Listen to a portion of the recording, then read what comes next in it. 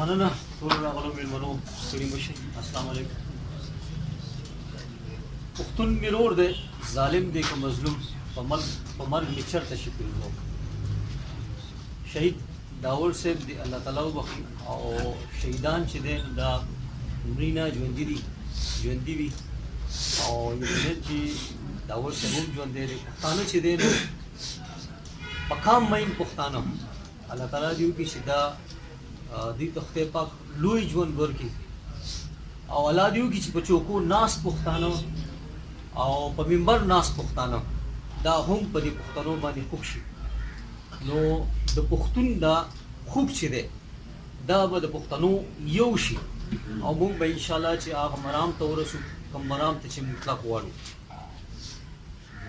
بخښنه غواړم یو څو خبرې داسې چې هغه د دې موقع سره نغلي، خو بیا هم چې دی نو د پښتون قوم سره تړلي دي. نن سهار په اخبار کې، په مشرق اخبار کې ما کتل په سر کې لیکلي چې یاره سیکان به بغیر ویزې چې دی نو هغه پاکستان ته راځي او خپل سکار دغه د زیارت دی هغه به کوي.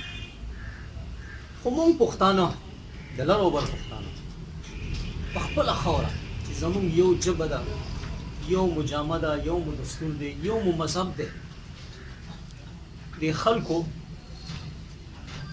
په خپله خاوره د خپل وروڼو سره د ملاقات دپاره ویزې ته مجبوره کړي وي. پښتنو ډېر څه نه وایم، خو اوس هم وخت دی ویښ شي،